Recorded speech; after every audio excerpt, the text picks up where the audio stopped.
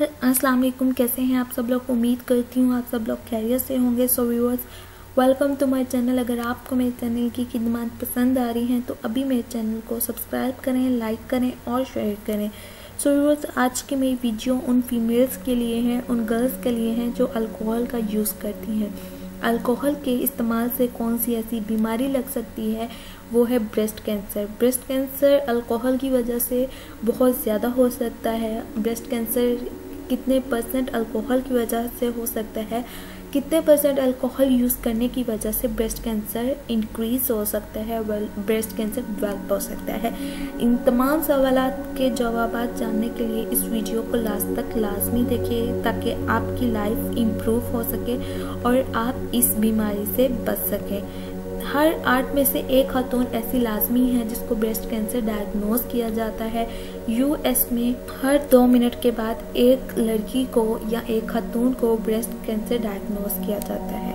3 to 4% ऐसी death rates हैं जो सिर्फ अल्कोहल या ब्रेस्ट कैंसर की वजह से यूएस में हो रहे हैं। तो हर 2 मिनट बाद और हर 8 में से 1 खातून को और यूएस में डेथ रेट्स अल्कोहल या ब्रेस्ट कैंसर की वजह से 3 to 4% औरतों में पाए जाते हैं। अब कौन से ऐसे फैक्टर्स हैं जिनकी वजह से ब्रेस्ट कैंसर हो सकता है, चलिए देखते हैं। सबसे पहले आता है जेंडर, यानी कि ब्रेस्ट कैंसर के चांसेस फीमेल में ज़्यादा है क्योंकि ब्रेस्ट फीमेल्स में हार्मोनल चेंजेस होते हैं। अल्कोहल की वजह से फीमेल में ऐसे हार्मोन्स डेवलप होते हैं, ऐसे हार्मोन्स इंक्रीज हो जाते हैं जो कि ब्रेस्ट कैंसर को प्रमोट करते हैं और कैंसर के जो सेल्स हैं उनको ग्रो करते हैं, इसलिए फीमेल्स में इनके चांसेस बहुत ज़्यादा हैं। नेक्स्ट, एजिंग फैक्टर हो जाता है। एज ऐसा फैक्टर है जो ब्रेस्ट कैंसर को इंक्रीज करता है। हर 8 में से 1 खवातीन या 2 से 3 खवातीन ऐसी होंगी जिसकी उम्र 45 साल या उससे ज़्यादा या 55 इयर्स या उससे ज़्यादा होगी जिन्हें ब्रेस्ट कैंसर होने के चांसेस ज़्यादा हैं, क्योंकि इस स्टेज में बॉडी बिल्कुल वीक हो चुकी होती है। वो किसी भी ऐसी चीज़ को एक्सेप्ट नहीं कर पा रही होती है जो बिल्कुल उसके अगेंस्ट हो। थर्ड फैक्टर आ जाता है जीन्स, यानी कि हमारे विरासत। 10% ऐसी खातून होगी जिन्हें अपनी विरासत की तरफ से ये बीमारी मिल सकती है। ब्रेस्ट कैंसर विरासती भी हो सकता है और मतलब खानदानी बीमारी जिसको हम बोल सकते हैं। अब एक खातून या एक लड़की कितने ड्रिंक्स ले तो जिसकी वजह से ब्रेस्ट कैंसर के चांसेस ज़्यादा होते हैं। एक हफ्ते में 3 से 6 ड्रिंक्स लेने की वजह से ब्रेस्ट कैंसर के चांसेस 15% रह जाते हैं। अगर वही खातून या वही औरत, वही लड़की दिन में एटलीस्ट 2 ड्रिंक्स ले तो उसके ब्रेस्ट कैंसर के चांसेस 51% हो जाते हैं। आप जितना ज़्यादा यूज़ करेंगे उतने ज़्यादा ही चांसेस हो जाएंगे। अब अल्कोहल के और कैंसर के और कौन से फैक्टर हो सकते हैं और कौन सी प्रॉब्लम्स हो सकती हैं।